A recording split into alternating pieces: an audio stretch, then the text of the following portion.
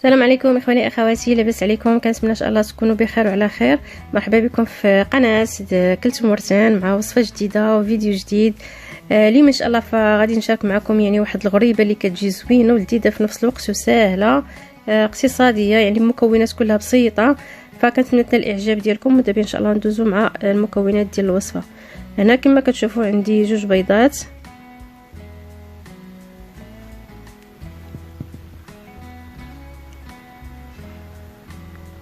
عندي واحد شويه الملحه،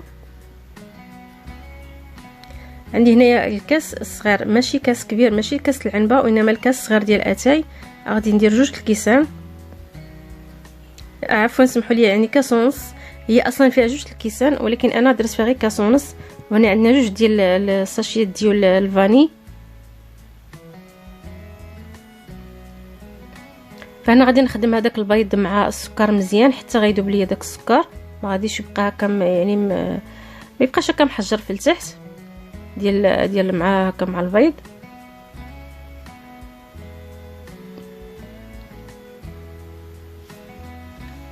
هنا غادي نضيف 2 كيسان ديال الزيت.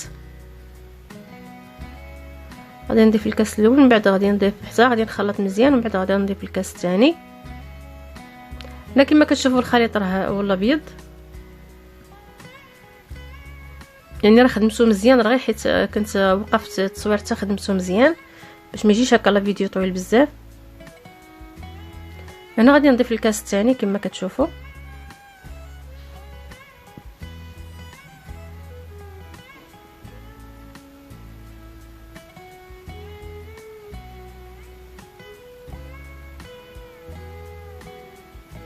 هنا ضروري نخدمو مزيان هاد البيض مع الزيت والسكر.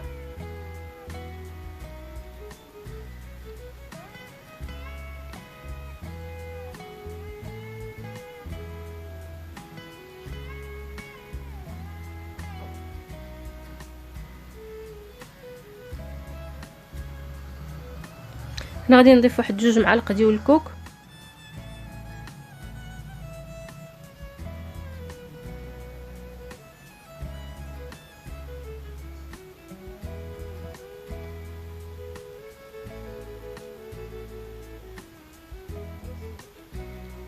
هنا غادي نبدا نضيف الدقيق شويه بشويه.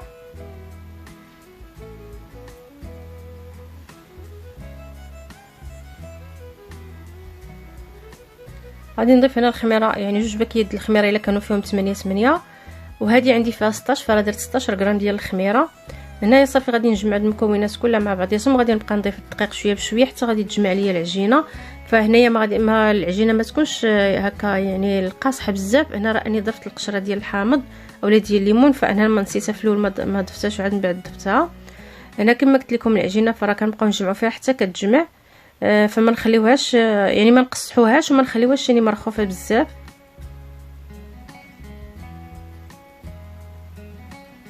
فانا فهاد هنا جربت لا فيديو بزاف باش هكا دغيا يدوز.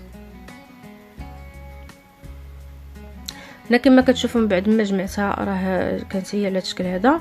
صافي هنا من بعد كنشدها غادي نكورها وغادي ندير هكا في شويه ديال الكوك. هنا غادي نفندها في الكوك. فهنا كندير واحد القياس شويه ديال تقريبا ديك 20 غرام حتى لديك 24 غرام بحال هكا، المهم على حسب. فانا كنبغي هكا تكون شويه يعني هكا يعني ما تكونش صغيره كاع بزاف وما تكونش يعني كبيره، كتجي هكا غريبه متوسطه. وكانت هذا هو الشكل ديالها من بعد ما كورتها. فهنا سخنت الفران، ومن بعد ما سخنت الفران حطيتها هكا في الفران، قصت عليها شويه العافيه، خليتها حتى طابت، وكانت على هذا الشكل من بعد ما طابت. وكانت هذه هي الغريبه كما كتشوفوها، يعني كتجي محمره بحال ما هكذا، وكتجي في المذاق ديالها زوينه ولذيذه في نفس الوقت، يعني غريبه سهله رخيصه بزاف، يعني المكونات كلها بسيطه. فكنتمنى تنال الاعجاب ديالكم. وانا كنبغي نشكر جميع المتتبعين ديال هذه القناه اللي من المغرب وخارج المغرب. كالعاده كنتمنى التوفيق للجميع، وكنقول لكم السلام عليكم حتى الفيديو اخر ان شاء الله.